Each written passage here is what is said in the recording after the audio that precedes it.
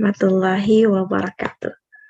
Kembali bersama saya, Rusfi Hayani.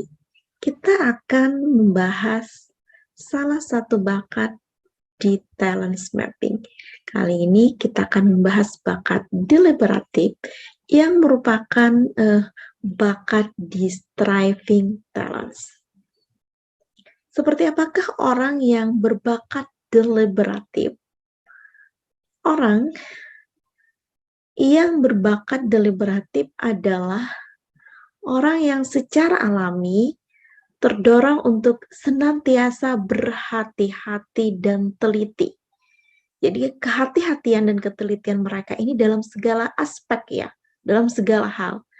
Jadi semua bagian itu diperhatikan secara detail, semua langkah, sebab akibat, semua faktor itu diperhatikan, baik faktor yang mempengaruhi ataupun faktor-faktor yang tidak berhubungan sekalipun.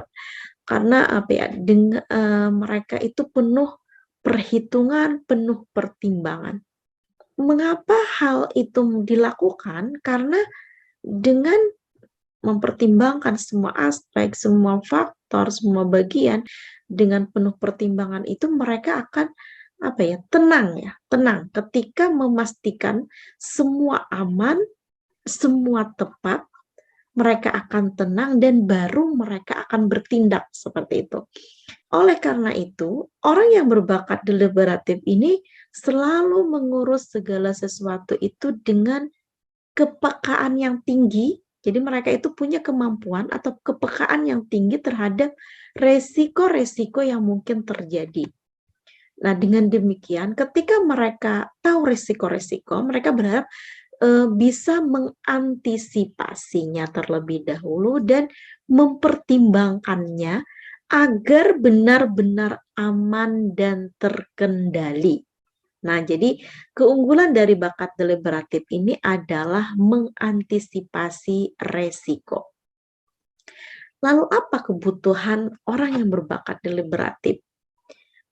Karena mereka adalah orang-orang yang mengantisipasi resiko, maka kebutuhan mereka adalah ruang, waktu yang cukup ya untuk menilai segala hal sebelum bertindak dan mengantisipasinya. Jadi yang pastinya mereka juga butuh akses ya terhadap semua faktor yang mempengaruhi kondisi sehingga mereka dapat meninjaunya itu secara lengkap dan menyeluruh seperti itu. Nah, jadi juga bagi Anda yang memiliki bakat deliberatif, berfokuslah selalu pada hal-hal yang memang bisa Anda kendalikan dan Anda antisipasi. Lalu apa saja potensi kekuatan yang mungkin ada pada orang yang memiliki bakat deliberatif?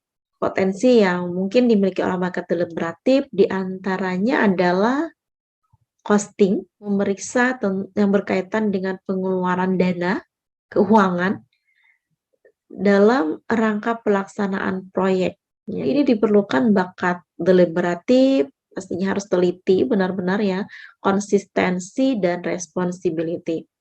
Atau cashiering. Nah, cashiering, kasir ya. Mereka menerima pembayaran, menyimpan, ataupun mau juga melakukan transaksi, maka harus sesuai prosedur juga, lalu juga mencatatnya, menyimpannya, maka ini juga dibutuhkan bakat deliberatif, bakat disiplin, dan juga bakat konsistensi. Atau potensi kekuatan di estimating, yaitu membuat perkiraan biaya dari suatu pekerjaan. Maka ini sangat diperlukan ya bakat deliberatif yang dikombinasikan dengan bakat analytical dan juga bakat input. Atau potensi kekuatan di evaluating, menilai suatu kualitas atau suatu kondisi, maka ini juga diperlukan bakat deliberatif, bakat analytical, dan juga intellection atau auditing, auditing kan pemeriksaan ya, pemeriksaan yang berkaitan dengan keuangan, prosedur seperti itu. Maka ini juga dibutuhkan bakat deliberatif, bakat analytical, dan bakat konsistensi. Atau seorang editing merapikan, menyusun, mengoreksi, menyempurnakan tulisan, maka ini perlu ketelitian juga. Ini diperlukan bakat deliberatif, bakat intellection, dan juga bakat communication. Bisa juga potensi kekuatan di safekeeping, menjaga keselamatan ya. Nah, maka ini dibutuhkan juga kombinasi dari deliberatif dengan disiplin dan responsibility. Atau securing, menjaga aset ya dari kehilangan, dari kerusakan. Nah, maka ini butuh bakat deliberatif, konsistensi, dan disiplin. Nah, jika deliberatif ini juga dikombinasikan dengan konsistensi dan komen, maka ini menjadi pengawas ya, pengawas suatu pekerjaan ya, atau monitoring ya. Dari potensi-potensi kekuatan yang sudah saya sebutkan tadi, ada estimating, costing, cash sharing ya, maka ini tipe kekuatan yang muncul adalah treasurer. Terus tadi ada evaluating, auditing, ini memunculkan tipe kekuatan evaluator. Pada tadi safekeeping, securing, monitoring, ini memunculkan tipe kekuatan safekeeper, dan editing itu tipe kekuatan di jurnalis. Nah, lalu peran atau profesi apa saja membutuhkan bakat deliberatif? Jadi orang yang teliti, orang yang hati-hati, orang yang mempertimbangkan segala resiko yang akan mungkin terjadi.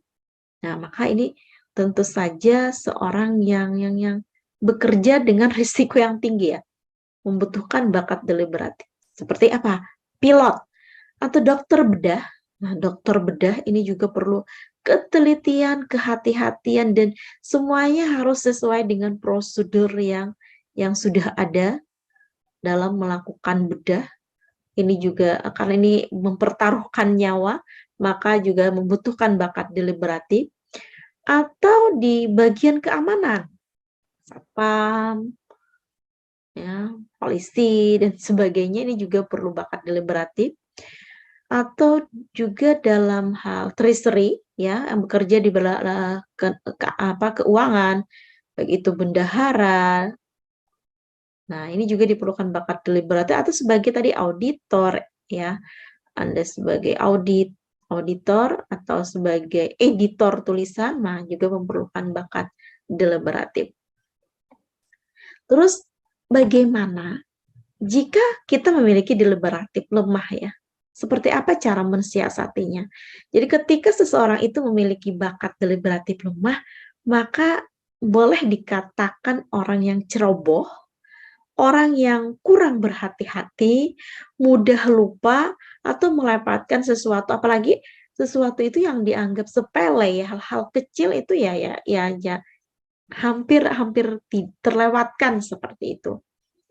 Maka jika Anda seorang yang deliberatif lemah ini kadang sering lupa, ceroboh itu, dan ini contohnya saya sendiri ya pribadi, sering lupa ini meletakkan kunci, sering lupa meletakkan barang-barang yang kecil seperti itu.